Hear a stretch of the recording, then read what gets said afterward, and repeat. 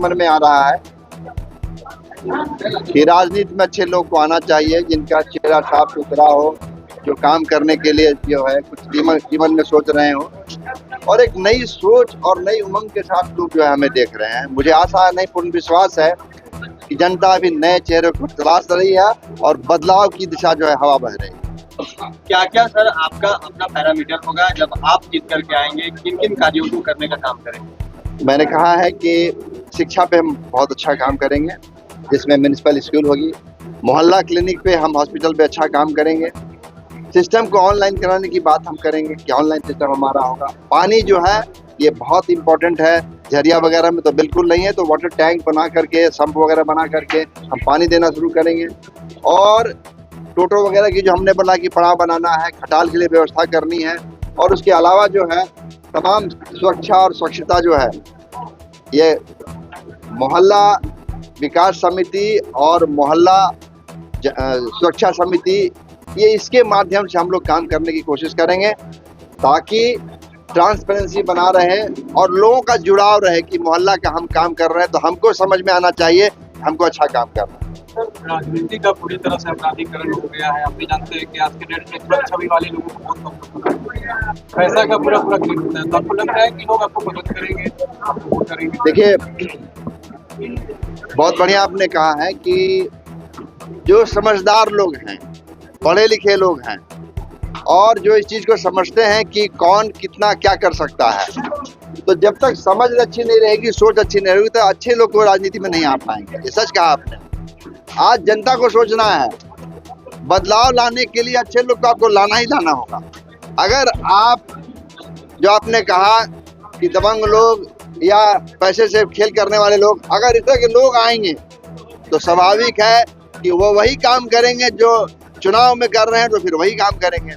तो ये जनता को सोचनी है कि हमें किसको लाना है, और बदलाव लाने के लिए तो आपको मन और मिजाज दोनों को जो हाथ में रखना। अगर मन और मिजाज को चुनाव के दिन बाएं दाएं कर दिए तो फिर बदलाव के लिए सोचना मुश्किल है। सर, झारखंड में जो अगर आप राजनीति कांग्रेस से कर रहे हैं और वही कांग्रेस ने अपना समर्थित उम्मीदवार शमशेर आलम को बता दिया, तो उसका कुछ नुकसान आपको होगा? नहीं, कुछ नहीं। देखिए, ये तो मैं पहले कहा कि ये आम आवाम में हवा थी कि ये जो चुनाव है दल से ऊपर था, दलीय चुनाव नहीं थी।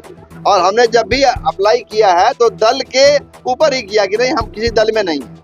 और जब आवेदन हुआ तो मैंने ना कांग्रेस में आवेदन दिया ना भाजपा में आवेदन दिया, इसलिए कि जब चर्चा चली तो ये था कि किसी दल का चुनाव नहीं है। आप भी जानते हैं, सब जगह हल्ला हुई थी और पेपर में भी आया था। तो हमने तो एक निर्दलीय और सबके लिए वो सब समर्थित जो हमने अपना नाम डाला है कि हम पूरे धनबाद के हैं, हमारे बच्चे हर एक मोहल्ला और हर एक गली में पढ़ रहे हैं। तो मुझे पूरा विश्वास है कि लोग जाति और पार्टी से ऊपर उठ करके रवि चौधरी का समर्थन करेंगे और उसी को वोट देंगे। सर, लेकिन सर ये भले ही दलगत चुनाव नहीं है, लेकिन दो पार्टियां जो प्रफुल्ल है झारखंड में, खासकर जो सत्ताधारी पार्टी है, उसने नीलम मिश्रा को टिकट वापस करवा दिया, पूर्व मेयर चंद्रशेखर अग्रवाल को मैदान में स्टैंड बाई करा दिया। वही दूसरी अगर बात करें तो संजीव कुमार अग्रवाल जो है वो पार्टी के समर्थित कैंडिडेट बने, और अब जो संजीव सिंह हैं, मुकेश पांडे हैं और अन्य जो पार्टी के गुरुनाथ भगत हैं, इन लोगों पर पार्टी कार्रवाई करने जा रही है। इसका मतलब है कि कहीं ना कहीं ये लोग दल से जोड़ करके, ना दलीय आधार पर होते हुए भी दल से जोड़ करके चुनाव को लड़ रहे हैं। तो भाजपा पूरी तरह से हर एक बूथ पर कह रही है कि हमारे पास आदमी है, 955 बूथों पर उनके पास कैंडिडेट है, और जो बूथ लेवल ऑफिसर हैं वो कैसे इन तमाम जगहों पर जाकर के वो पहुंच जाएंगे, आप कहाँ तक पहुंच पाएंगे? देखिए, मैं स्पष्ट कहना चाहता हूं कि शुरुआती दौर में ही ये हो गया था कि इस बार दलीय चुनाव नहीं हो।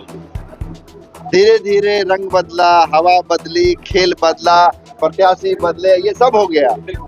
हम नहीं बदले, हम नहीं बदले। हमने किसी में ऐसा नहीं कि हमें प्रस्ताव नहीं आया, हमें भी प्रस्ताव आया, कांग्रेस से भी आया और भी दूसरे दल से भी आया, लेकिन हमने कहा कि नहीं, हमारे साथ सब दल के लोग खड़े हैं, हमारे साथ जितने हैं, राजद के भी हैं, कांग्रेस के भी हैं, भाजपा के हैं, सबके लोग हैं।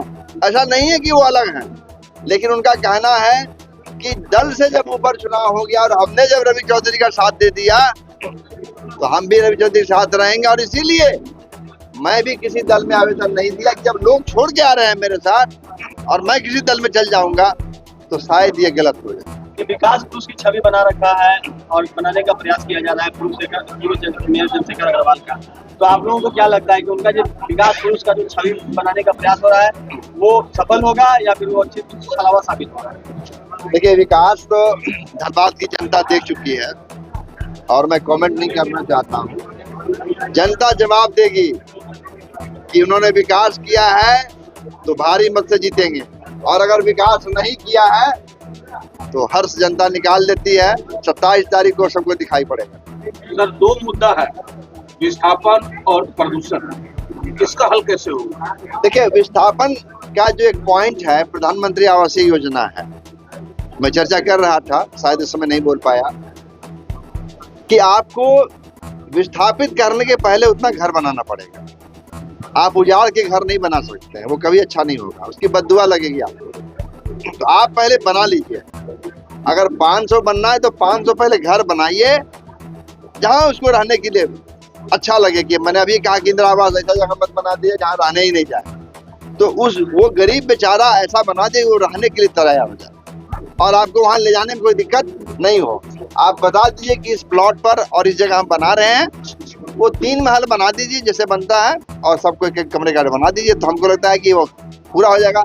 और रही बात पर्यावरण का, तो धनबाद तो शहर ही है, आप समझते हैं कि यहाँ तो धूल और धूस ये चलेगा यहाँ पे, लेकिन अगर कायदे से वृक्षारोपण किया जाए और जो डंपिंग है उसको प्रॉपर किया जाए, ये जब जब हवा उड़ेगी तो वो कहते हैं कि जुल्फ उड़ेगा ही उड़ेगा। सर, दलितों और अल्पसंख्यकों के लिए कुछ प्लानिंग है आपके पास? देखिए, अल्पसंख्यकों के लिए हमने बड़ा अच्छा कहा कि ध्यान रहे कि हम स्कूल की बात कर रहे हैं, तो इसका मतलब ये नहीं कि हम मदरसा को हम किनारे कर रहे हैं, नहीं। स्कूल में मदरसा भी आता है, स्कूल में वो सब गरीब आते हैं जो APL और BPL है।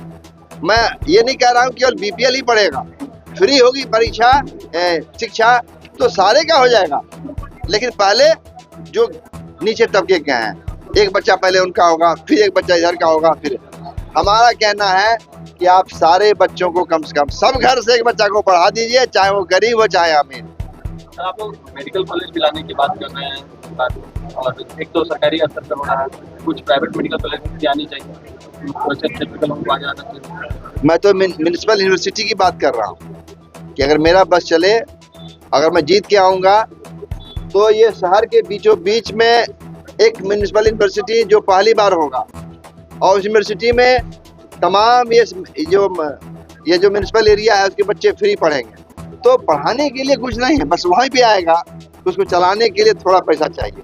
ISPT का मुद्दा भी बहुत ज्यादा गरमाया था बीच में, खतरा से नीलरिया स्थान के पास ले जाने को लेकर के, और उसके लिए फंड भी आ गया, तो क्या वही बनेगा या धनबाद आना? नहीं, ये तो अब समय बताएगा, क्योंकि मात्र बना देना नहीं है। यात्रियों की सुविधा, बस वाले की सुविधा, सबकी सुविधा देखनी है। बहुत परेशानी है। हाँ, वो सुविधा देखना पड़ेगा। आप बना देंगे फिर कोई जाएगा नहीं। अभी आपने सुना ही कि घर बन गया, कोई जा ही नहीं रहा। आप दे देंगे लेकिन कोई जाएगा नहीं। ठीक है।